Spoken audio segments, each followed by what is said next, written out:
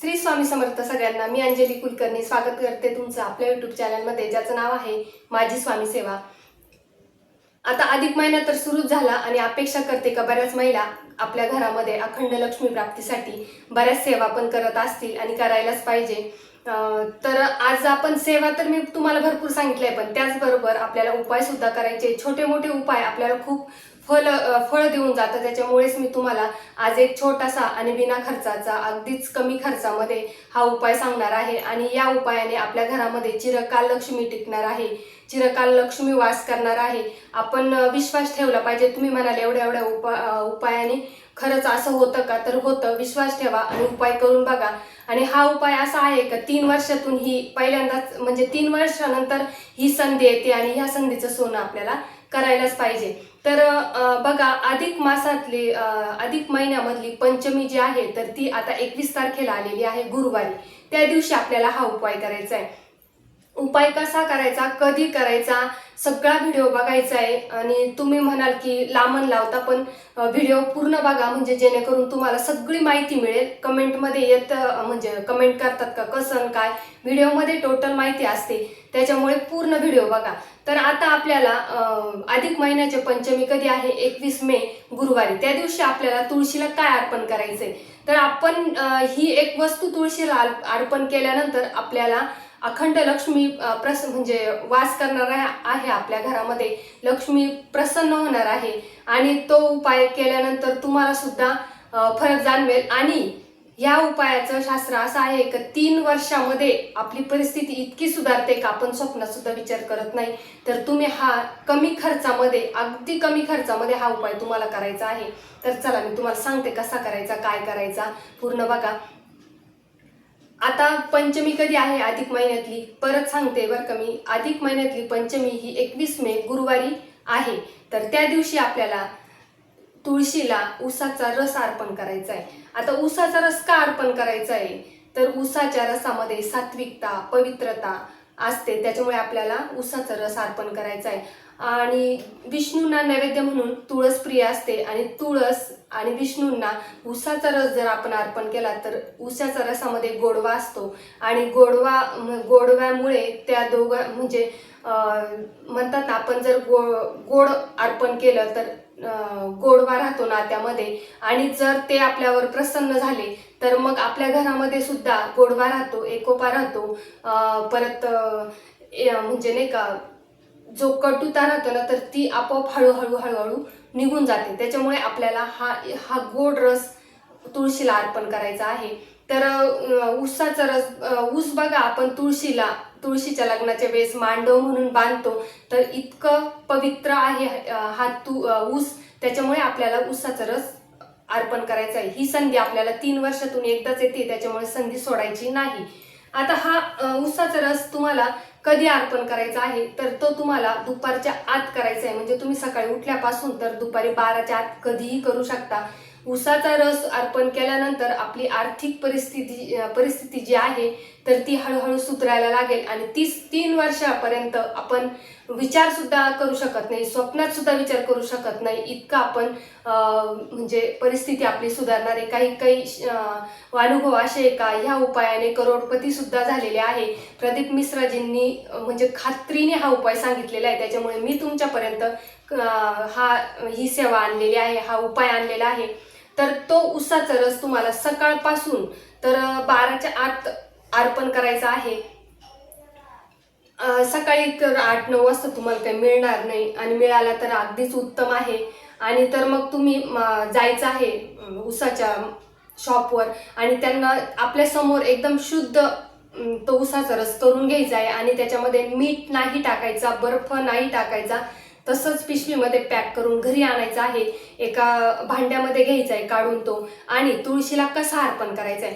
आता आधी तर आपण स्नान करूनच घेतलेलं असेल, स्वच्छ स्नान करून घ्यायचं, स्वच्छ कपडे कपडे घालून घ्यायचे, स्वच्छ कपडे परिधान करायचे, आणि त्याच्यानंतर तुम्हाला हा उपाय करायचा आहे। उपाय करताना जर तुमची कुंडीमध्ये असेल तर मग तुम्ही खाली बसून केला तरी चालेल, उभं राहून केला तरी चालेल। तुम्हाला आता हळद, कुंकू, अक्षदा आपण तर ते वाहतोच, पण त्याचबरोबर आता हा उसाचा रस आता अर्पण करायचा आहे। तो कसा करायचा? तर आता बघा, आपण जेव्हा संकल्पाला पाणी घेतो ना, तर तसंच आपल्याला एक वेळेस घ्यायचं आहे, ह्या हातामध्ये, उजव्या हातामध्ये घ्यायचं आहे आपलं नाव आणि गोत्र उच्चारून, आपलं नाव आणि गोत्र म्हणून तो तुळशीला अर्पण करायचा आहे. झालं. नाव आणि गोत्र. गोत्र ज्यांना माहिती नसेल त्यांनी काश्यप या गोत्राचा उच्चार केला तरी हरकत नाही. परत तुम्हाला परत घ्यायचंय दुसऱ्यांदा उसाचा रस हातामध्ये, उजव्या हातामध्ये परत उसाचा रस घ्यायचंय दुसऱ्यांदा, परत आपलं नाव आणि गोत्र उच्चार करून परत अर्पण करायचंय. असं तुम्हाला किती वेळेस करायचंय? 7 वेळेस करायचंय. तुम्हाला किती वेळेस करायचंय? 7 वेळेस करायचंय. परत एकदा सांगते, उजव्या हातामध्ये आपल्याला उसाचा रस घ्यायचा आहे. जसं आपण संकल्पासाठी पाणी घेतो तसंच उसाचा रस घ्यायचा आहे. त्या उसाचा रस घेतल्यानंतर आपलं नाव आणि गोत्र उच्चार करून तुळशीला अर्पण करायचंय. आता एवढंच तुम्हाला हे करायचंय बरं का, अर्पण करायचंय. आणलाय ग्लास आणि अर्पण करा, तर त्याच्यासाठी मग आता हे झालं अर्पण करून, आणि त्याच्यानंतर तुम्ही शुद्ध पाणी अर्पण केलं तरी चालणार आहे, करायचंच आहे. कारण की ना उसाचा रस खूप गोड असतो आणि त्याच्याने मग हे मी तुम्हाला प्रॅक्टिकल सांगते. तर मग उसाचा रस गोड असल्यामुळे ना मग माती चिकट होते. मग त्याच्याने तुळशीला नको काही व्हायला, कारण की माती जर मोकळी असेल तर तुळस बहरते.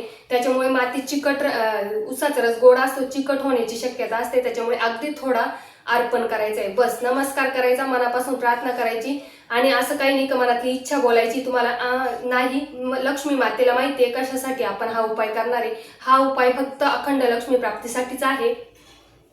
तर तुम्हाला फक्त मनापासून नमस्कार करायचा आहे, डोळे बंद करायचे, मनापासून आराधना करायची भगवान विष्णूची आणि माता लक्ष्मीची, आणि त्याचबरोबर मग तुम्हाला नमस्कार करून